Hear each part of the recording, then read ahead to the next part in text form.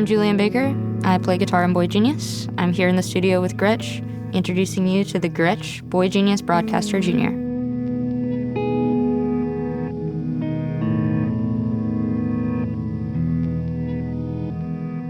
Something that was really important to me in the band was making something that felt accessible to a player of any skill level. So, it's got like thinner neck, it's easy to play, it's a little bit of a shorter scale. Or I don't know, if you choose to be acrobatic with the fretboard, I don't know, it's a little bit easier to navigate. The pickups are really they compress a lot, so it's really an articulate guitar.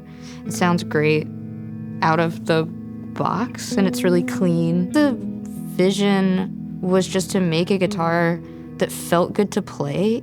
I was reading that Let's Go So We Can Get Back Again, the Jeff Tweedy book, and he has this part in it where he's talking about learning to play guitar, and he's like, I wonder how many great guitarists were impeded by the quality of their instrument. And I related to that so much. I was like, yeah, the first guitar I ever had felt like nails to play. The action was so high, didn't stay in tune all the way down the neck. It sounded horrible, and it was hard to make it sound beautiful.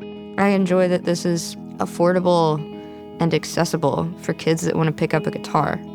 And it responds to you. It gives you a beautiful playing experience instead of being something you have to wrestle with.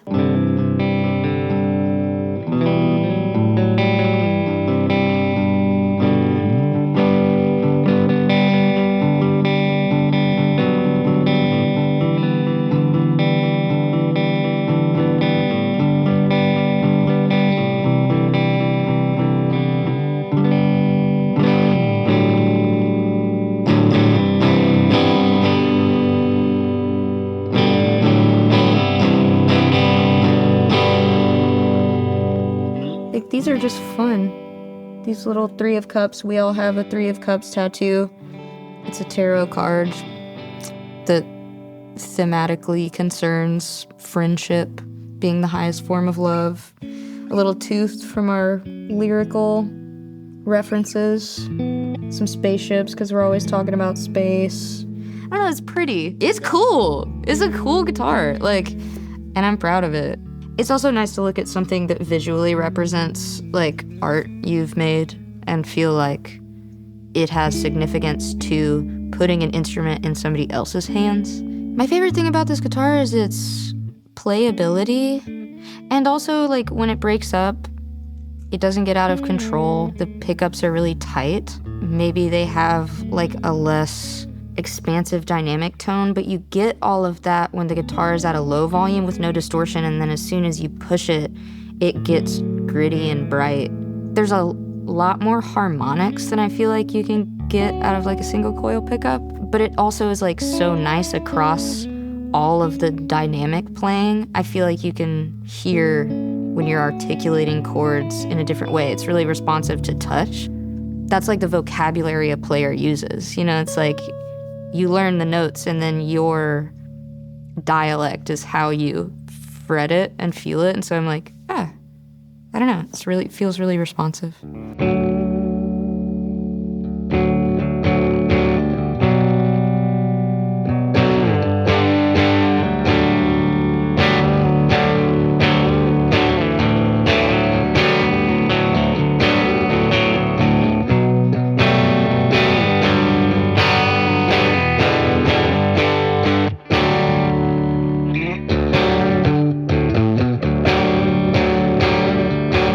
I think putting a signature guitar out with boygenius is especially important to me because it's a band.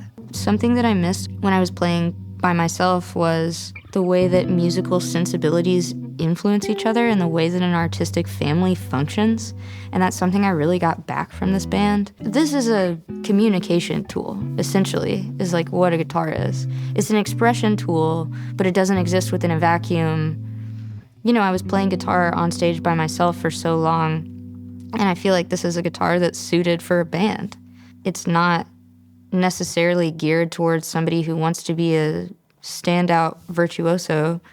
It's just geared towards a kid that wants to pick up an instrument.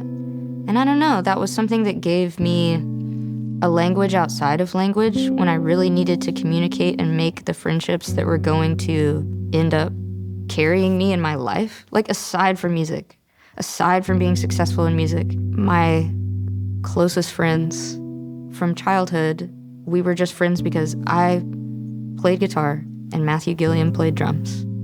I liked the same bands as my friend Tori. Having people proximal to you that you can relate to on an extralingual way, it's like giving someone a new Rosetta Stone to how to communicate when they feel like they're not really good at that. And it's a language that like Phoebe and Lucy understand intuitively.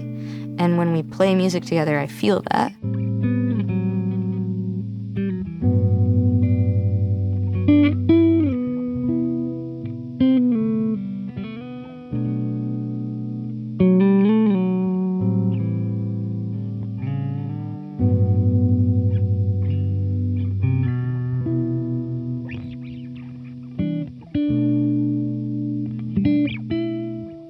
I don't want to make a guitar that's about how good my taste is, or about how good we are as players, or about how elite of parts we can source. It's a guitar that's made so that the instant it's in your hands, you can make a couple of clumsy chords and it comes across in an intelligible way.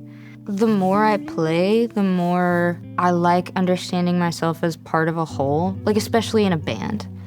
I think being in boygenius has done a lot for me being a dynamic player and trying to be creative but also be tasteful with like what sound suits the song or what sound suits the moment in the song. There's a lot of media, I think, that values excellence, athletes that push themselves to their physical limits, and, you know, movies like Whiplash where somebody devotes their entire, like offers their entire life at the shrine of being really good at something. Just play what brings you joy. Like, people are making music at every level of success, notoriety, and proficiency, and they are either miserable or thrilled based on their relationship to music and their relationship to themselves. The guitar as an instrument is just an accessory to communication with yourself and with others. You don't have to be perfect. You don't have to be the best guitarist that ever lived. You just have to make sounds that please you. The discovery is part of it. The discovery is the fun part. The discovery is what makes it sound new and good. You just have to be honest. That's it. Like, if it's just self-edifying, then great. Like that thing Prince used to say where it's like, it's not a mistake if you do it twice in a row. It just seemed like when I'm playing by myself or when I'm playing in an academic context, it's so much about proficiency. And all the boygenius shows were so much about emotional fluency. It's not that big of a deal. It's like showing people what guitar can be. It can be wailing when you hit the wrong note. You just bend it up to the right note. I'm not like an example of how good music can be. I'm an example of how fun music can be.